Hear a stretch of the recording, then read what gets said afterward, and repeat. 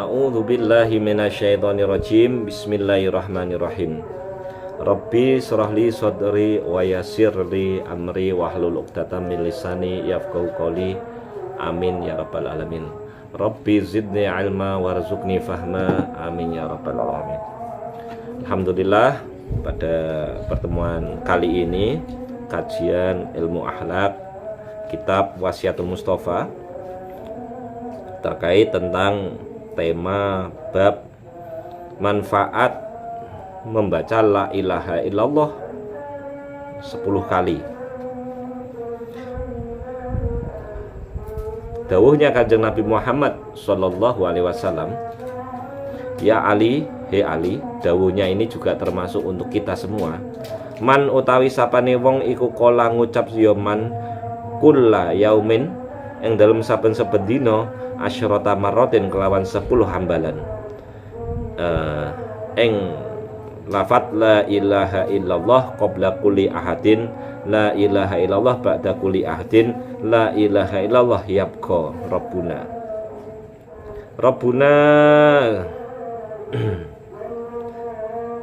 lafat la ilaha illallah qabla kulli ahadin, la ilaha illallah ba'da kulli ahadin, la ilaha illallah yabqa la ilaha illallah yabqa ila akhirih.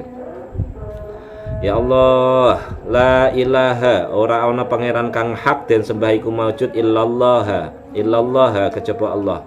Qabla kulli ahadin ing dalem sadurunge saben-saben wong siji. Masya Allah, ing dalem sadurunge saben-saben suwiji-wiji. Iku la ilaha, ora ana pangeran kang hak den sembah iku maujud illallah angin kejaba Allah. Ba'da kulli ahadin ing dalem sawise saben-saben suwiji-wiji. Iku la ilaha, ora ana pangeran kang hak den sembah iku maujud illallah angin kejaba Allah. Yabqa langgeng sapa Rabbuna pangeran ingsun, wa yafna lan rusak ya Allah, wa yafna lan rusak sapa kullu ahadin saben-saben wong siji, lam yabqa mongko ora keri sapa malakun malaikat fis samawati ing dalem pira-pira langit illa astaghfara kejaba nyuwunake ngapura ya malak lahu maring man. Jadi dawuhnya Kanjeng Nabi Muhammad sallallahu alaihi wasallam kepada Sayyidina Ali, termasuk untuk kita, man qala kulla yaumin asyrata marratin la ilaha illallah qabla kulli ahadin, la ilaha illallah ba'da kulli ahadin, la ilaha illallah yabqa.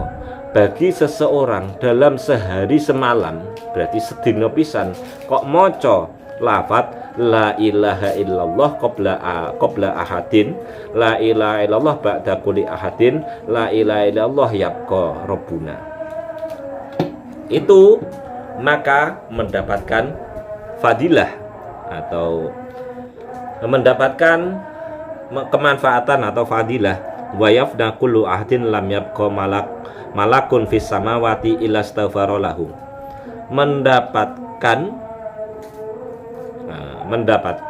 prioritas dari beberapa malaikat fis samawati yang ada di langit untuk diprioritaskan kepada apa? Illa astaghfara lahu, memprioritaskan memintakan maaf kita semua kepada Allah. Jadi orang yang membaca la ilaha illallah qabla kulli ahadin, la ilaha illallah ba'da kulli ahadin, la ilaha illallah yabqa rabbuna, itu dapat itu bacanya sehari sekali, satu hari sekali itu 10 kali, maka diprioritaskan oleh malaikat yang ada di langit dimintakan ampun. Jadi enak iki sing biasane dosane akeh ya toh, dosane akeh utawa bar hijrah dari dulu yang jelek sekarang berusaha menjadi baik, iki kudu ngamal lagi iki ben entuk ngapura datang Gusti Allah. Jadi sing maca iki semua malaikat memintakan maaf las illa astaghfara lahu, memintakan maaf ngapura datang Gusti Allah bagi orang yang mau membaca. Itu berapa kali, Pak? asrota marotin, sehari semalam atau sehari 10 kali. Ki enteng ya. La ilaha illallah qabla kulli ahadin, la ilaha illallah ba'da kulli ahadin, la ilaha illallah yabqa rabbuna. Kok nak pingin ngerti lafate tak screenshot ke. Nak pingin ngamalke monggo. Ini dari hadis Kanjeng Nabi, jadi tidak usah kobil tunan. Ini yang ada di kitab gini, jadi tinggal ngamalkan saja. Pada bab berikutnya yaitu orang yang mengamalkan doa. Napa nak? Bagi orang yang pingin selamat hisabnya di akhirat nanti, maka lakukan seperti ini. Babnya pingin selamat ketika dihisab, dimintai pertanggungjawaban di akhirat nanti, bacalah ini. Dawuhnya Kanjeng Nabi Muhammad Shallallahu Alaihi Wasallam kepada Sayyidina Ali, termasuk untuk kita, man utawi sapane wong iku kala ngucap ya man kulla yaumin ing dalem saben-saben dina ing ucapan Allahumma barik li fil mauti wa fi ma ba'dal mauti. Lafat Allahumma barik li fil mauti wa fi ma ba'dal mauti. Allahumma duh Gusti Allah, barik muga-muga paringi berkah, paringi kebaikan Tuhan lima ring kawula fil mauti ing dalem mati, wa fi ma lan ing dalem barang ba'dal mauti kang sause mati. Lam yuhasibhu mongko ora ngisab, ora hisab ing man sapa Allahu Allah bima kelawan barang fa'alahu kang nglakoni ya man ing ma fit dunya ing dalem dunya. Waman ya Allah. Iki jadi seseorang yang ingin selamat ketika di akhirat nanti, wabil khusus sesuatu dosa, sesuatu kejelekan atau kemaksiatan yang pernah kita lakukan, jika ingin selamat di akhirat nanti biar tidak dimintai pertanggungjawaban, maka bacalah sehari sekali Allahumma barik li fil mauti wa fima ba'dal mauti. Ki dungane yo ngeri iki. Dungane ngeri. Allahumma barik li, ya Allah berikanlah kebaikan kepada saya fil mauti ketika saya posisi meninggal, ya Allah. Wa fima ba'dal mauti, dan berikanlah kebaikan ketika nanti kita sudah meninggal semua. Jadi Allahumma barik li fil mauti, ya Allah berikanlah kebaikan. Ini Allahumma barik lil fil mauti wa fi ma ba'dal mauti. Ya Allah berikanlah kebaikan ketika nanti saya meninggal, dan berikanlah kebaikan ketika nanti setelah saya meninggal. Iki kayaknya sepele tapi Masya Allah. Kemarin itu hari apa ya? Ya Allah, malam apa ya? Malam Rebu. Malam Selasa apa malam Rebu? Pokoknya minggu-minggu ini saya itu dipanggil orang ke Perbalan, Semarang Perbalan. Itu di daerah Tukul Arwana, Semarang daerah Tukul Arwana. Itu Masya Allah, orangnya umurnya 83. Saya dipanggil, intinya semoga berkah barokah silaturahmi saya diberikan kebaikan oleh Allah bagi si pasien. Yang manggil itu anak mantunya, karena fisiknya sudah tidak memungkinkan, makanan tidak maksimal, minuman sudah tidak maksimal, kesadarannya juga sulit, tapi masih bisa bernafas.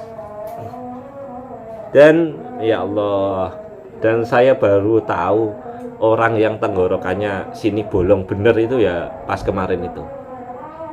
Jadi beliau itu dulu itu penjual di pasar Semarang Kota, rokoknya banter, tapi minumannya air putih kurang, makanannya tidak tertib. Akhirnya kopi terus gitu, tapi air putihnya kurang. Ringkas cerita, bertambahnya umur, tambah tua, fisiknya menurun, daya tahannya menurun, akhirnya terjadilah penyempitan di area tenggorokan. Vonisnya dokter, ini bapak jenengan akan sesek kalau tidak ini dilingkari, karena dorongan dari paru-paru atau jantung itu tidak sampai kuat sampai menuju hidung. Jadi ambil nafas, keluar nafasnya dari hidung itu. Tapi paru-paru atau jantungnya sudah tidak kuat mengantarkan nafasnya sampai hidung. Akhirnya cuma resikonya ketika nanti di lubang itu posisi tidak bisa ditutup. Tidak ditutup dan kelihatan lubangnya. Bagaimana? Akhirnya dari pihak keluarga, ya tidak apa-apa. Akhirnya dibolong tenan. Kini dibolong. Dan saya ke sana lihat langsung. Dah. Saya dipanggil, ternyata Masya Allah. Beliau umurnya 83, pakai selang, makanan itu berupa kayak apa di model bubur, lebih cair lagi. Habis itu minuman, air putih dan susu dan obat yang digerus dimasukkan lewat selang. Ya saya datang ke sana, Masya Allah. Harapannya itu diberi kebaikan, baik untuk kesehatannya, baik untuk maaf. Kalau memang wayahnya ya dipermudah, bosone kan ono. Tapi dari pihak keluarga kan tidak mau mengucapkan iki ben cepet mati piye, nak orang ben sehat piye, basa kasare ngono. Ringkas cerita ke sana, Masya Allah. Saya itu ke sana, beliau itu wah, kayak gini terus. Kayak gerak terus. Langsung yang jaga itu anak mantunya perempuan itu, Pak sering nuding-nuding sana Pak, nuding-nuding satu titik di area rumah Pak. Oh gitu, jempun saya berikan air putih yang sudah diruqyah kan. Habis itu diminumkan, alhamdulillah habis itu anteng.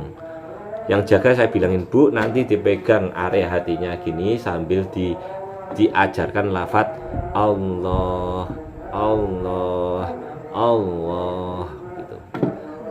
Pertama itu kayaknya syahadat dulu deh, saya ingat saya asyhadu alla ilaha illallah wa asyhadu anna Muhammad Rasulullah. Habis itu Allah, Allah, Allah.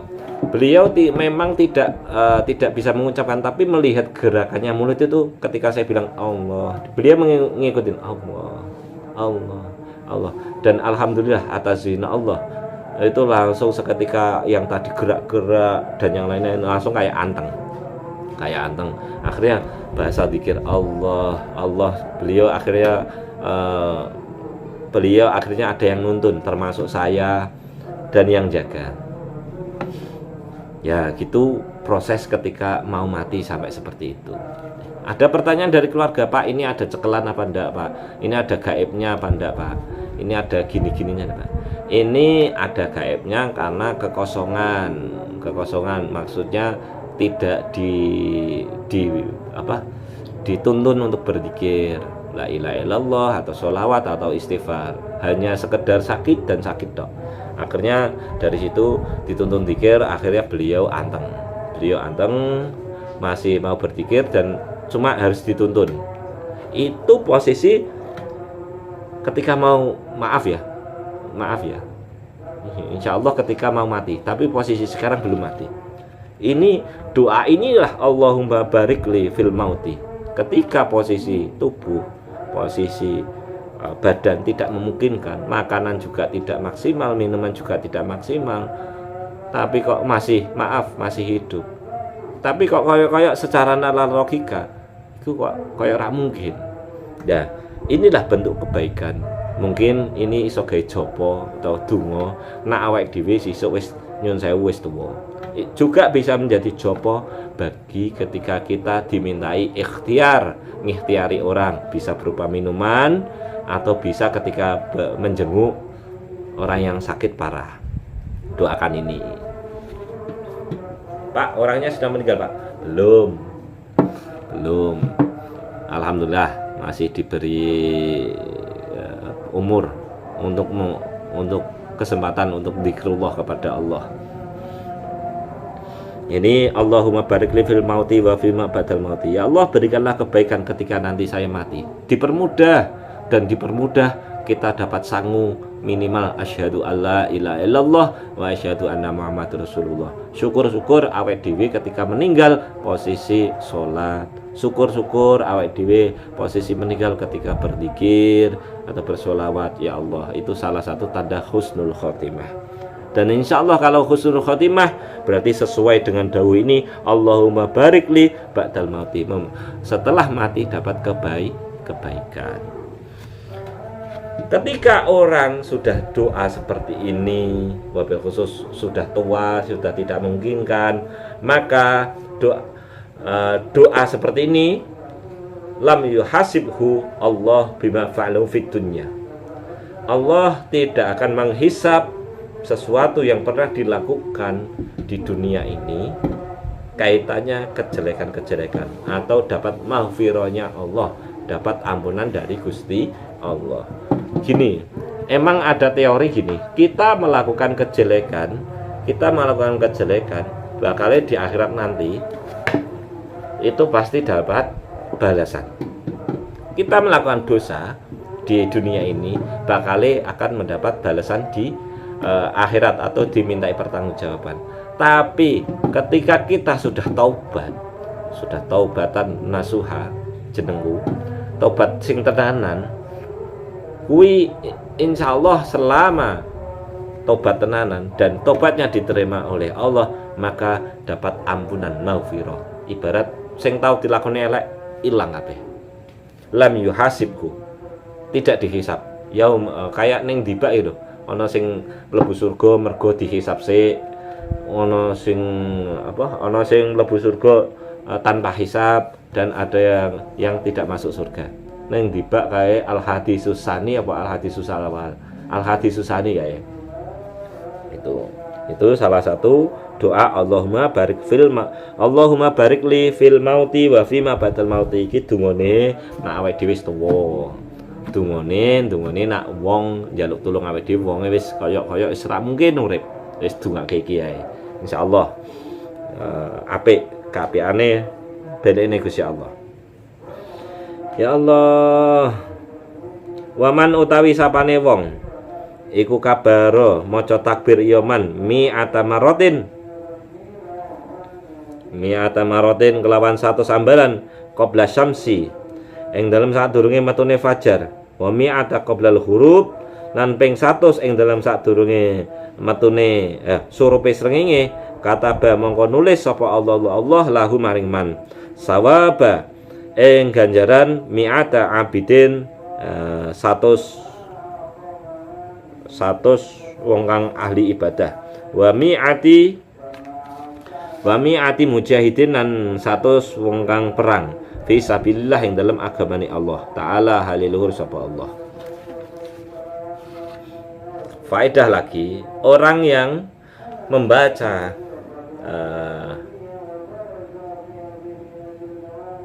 takbir Allahu Akbar mi'ata marotin 100 kali qabla samsi sebelum keluarnya matahari, berarti bar subuh maca Allahu Akbar ping 100 kali, wa mi'ata qablal hurub dan membaca takbir setelah asar sebelum terbenam matahari, sebelum maghrib, maka kataballahu lahu sawaba mi'ata abidin wa mi'ati mujahidin fi sabilillah ta'ala. Orang yang membaca takbir 100 kali sebelum terbitnya matahari, sesudah waktu subuh sebelum terbit matahari, dan membacanya setelah asar sebelum terbenam matahari, maka Allah menulis pahalanya 100 kali orang yang ahli ibadah secara keseluruhan, ahli ibadah wajib ataupun ahli ibadah sunnah. Dan Allah menulis orang tersebut mendapatkan pahala mujahid fisabilillah, orang yang jihad fisabilillah atau syuhada. Masya Allah, ini teringat langsung di Palestina. Ya Allah, kemarin melihat tayangan di Palestina itu, Masya Allah, jenazah kain kafannya masih darah.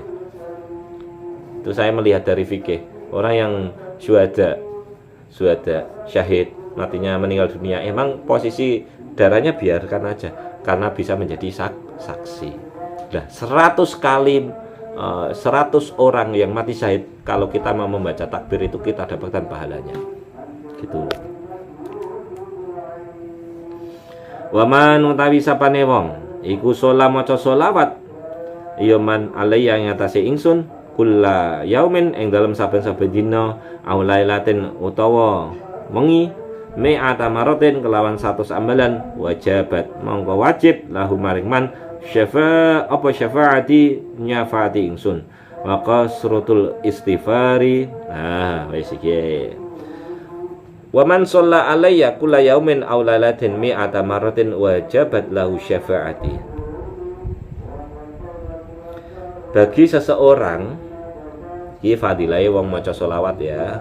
Bagi seseorang yang membaca sholawat sehari semalam sedina sewengi kok macane sholawat iku mi'atan marotin 100 kali, maka Kanjeng Nabi Muhammad Shallallahu Alaihi Wasallam mewajibkan dirinya sendiri untuk mensyafaati orang tersebut.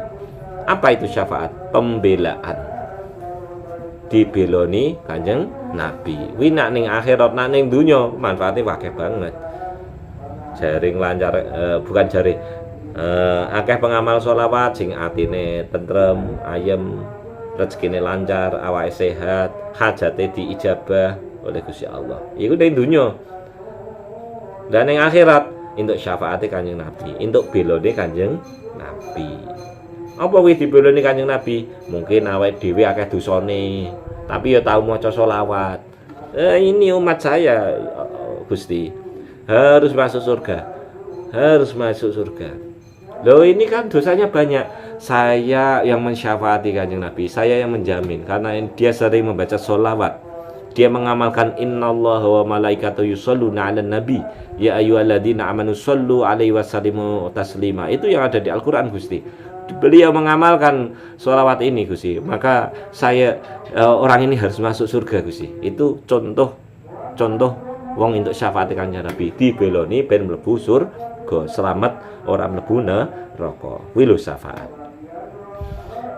Ya Allah, wa kasratul istighfari utawi akeh-akeh maca istighfar. Iki wong fadilahe manfaate wong akeh sing wong yang memperbanyak baca istighfar. Hisnun iku dadi benteng litaibina kedue wong kang padha tobat minan nari sang neraka. Wa kasratul istighfari hisnun litaibina minan nar.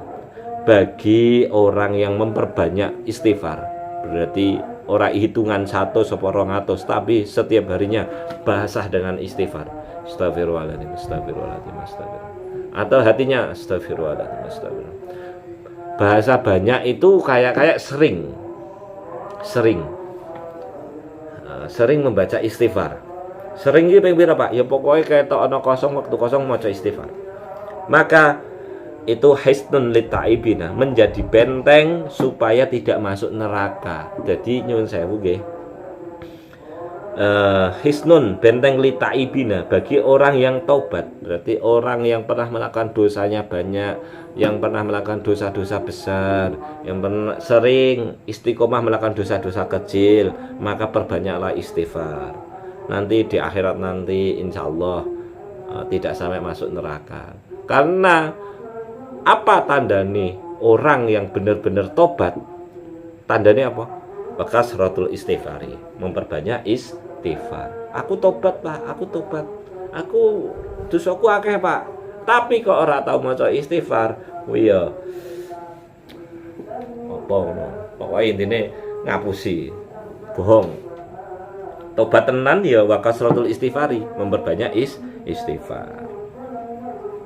Lun visit kiwas sedekah. Bab ini menjelaskan terkait yaitu keseriusan dan paseduluran.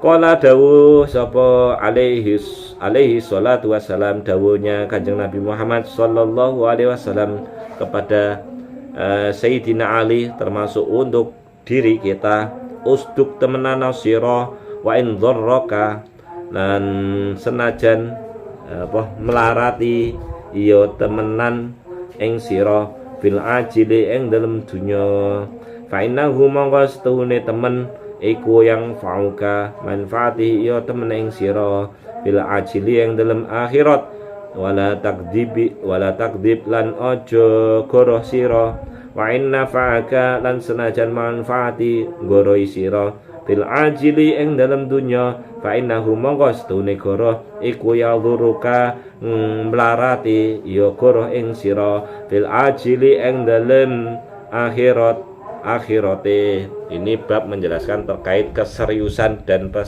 paseduluran. Judulnya itu jangan melakukan kebohongan. Dawuhnya Kanjeng Nabi Muhammad SAW termasuk untuk kita, yaitu usduk wa in daraka fil ajili fa innahu yang fa'uhu fil ajil. Bicaralah jujur, bicaralah apa adanya, lakukanlah kebaikan. Wa in daraka fil ajili fa innahu yang fa'uka fil ajil. Bilang apa adanya, ngomong apa none, lakukanlah kebaikan. Jangan sampai kita melakukan kebohongan atau melakukan kejelekan. Karena walaupun toh bicaralah jujur apa adanya dan lakukanlah kebaikan. Walaupun ketika kita berbicara jujur ataupun melakukan kebaikan itu berdampak untuk sampean sendiri. Lakukanlah kebaikan, lakukanlah kejujuran, walaupun kejujuran itu berdampak jelek pada sampean sendiri. Karena hakikatnya fa innahu yang fauka fil ajil. Karena sesungguhnya walaupun dzarraka berdampak pada sampean sendiri, baik itu kejelekan itu, ketika sampean berbicara jelek, itu hakikatnya nanti dapat kemanfaatannya. Kadang itu awake dhewe nak ngomong jujur kok piye nglarake ati, nak jujur ki kira-kira wonge nesu apa ora. Tapi mau tidak mau harus paksa diri sendiri, karena hakikatnya fa'inau yang fauka fil ajil, karena besok di kemudian hari itu menjadi kemanfaatan sampean tersendiri. Nak gelem ngomong jujur. Tapi wonge ngamuk Pak, ya wis ben. Tapi wonge nesu Pak, ya wis ben. Minimal ketika dia ngamuk atau minimal dia nesu, tapi dia sudah tahu karakter sampean. Ketika kita berbicara jujur apa adanya dan melakukan kebaikan, walaupun dia yang bersangkutan itu nesu ataupun dendam ataupun ngamuk, minimal dia tahu mengenal karakter kita bahwa kita adalah orang yang jujur dan orang yang baik. Wani apa ora? Ya proses Pak, proses. Wala takdzib fa inna faka fil ajil fa innahu yadhuruka fil ajil. Dan janganlah kamu berbohong. Walaupun wa inna faka fil ajil, walaupun bohongnya sampean itu memberi kemanfaatan dampak positif dalam sampean sendiri. Aku ngapusi ya Pak, iki duitnya siapa? Duitku, padahal ora duitmu. Yo sampean iki apik, emang sampean apik, sampean iki ngene padahal yo ora. Lho Pak, rati-rati ngomongke wong liya piye Pak? Ya makane aja ngomong sing rada ngalor ngidul. Kalau sampean ditanya baru jawab. Tapi kalau forumnya sampean orang tua, kalau ibarat ditanya wong ini kok pripun? Oh, sae. Lah sampean meh urusan apa toh? Niki tiange mau pinjem uang atau mau pinjem motor atau pinjem mobil. Oh ampun mawon, niku tiange kok kali pernah punya problem atau masalah dengan yang lain berikutnya. Jadi kayak ibarat kita dimintai pendapat pada seseorang. Orang tersebut itu mau dipinjemi katakanlah mobil atau motor atau surat tanah atau barang-barang berharga yang lain. Langsung orang tersebut tanya, si A iki kok nyileh motorku, si A kok nyileh mobilku, si A kok nyileh surat tanahku. Iki kira-kira wonge apik apa ora, Mas atau Bu? Wala takdib ojo ngapusi kandha ponone. Nak awake dhewe ra tau nemuni wonge ra kasus, insyaallah sae. Nyatane kula ya mboten pernah mireng, tidak pernah dengar bahwa dia itu kena apa? Kena kasus. Tapi kalau ada 1 kali 2 kasus kok sampean bilang aja. Sampean bilang aja, kok nyun sewu nggih. Kok saya ingat itu dia pernah menggelapkan mobil atau pinjem mobilnya kayak gini atau motornya gini atau surat tanahnya digadekan di bank. Mbok menawa sampean nak gelem hati-hati ya monggo tekok wong liya hae. Nah aku kok kayake ora mendingan ra usah daripada dampak elek. Wala takdib ojo ngapusi wis kandha ponone nak elek-elek nak apik cuma yang disampaikan bahasa halus ben ora larani ati. Fa innahu yang fa'uka fil ajal ketika fa innahu yadurku fil ajal. Ketika nih, berarti ketika kita bohong walaupun itu bohongnya untuk kemanfaatan tertentu fa inna yaduruka fil ajal maka akan berdampak negatif melarati untuk awake dhewe. Walaupun posisi ngapusi itu keapian tapi hakikatnya nanti akan kembali kita sendiri kalau kita tidak bilang jujur alias bohong. Muga-muga manfaat barokah. Nyun sewu basane rada ora lancar tapi muga-muga do paham. Ora wis didungani ya Rabbi zidna ilma warzuqni fahma amin ya rabbal alamin. Ya Allah Rabbi zidni ilma, tambahkanlah ilmu kami ya Allah. Rabbi zidna ilma warzuqni fahma, berikanlah rezeki kefahaman ilmu ya Allah. Amin ya rabbal alamin. Moga besok kita bertemu lagi di rutinan Jumat malam 1. Matur suwun. Assalamualaikum warahmatullahi wabarakatuh.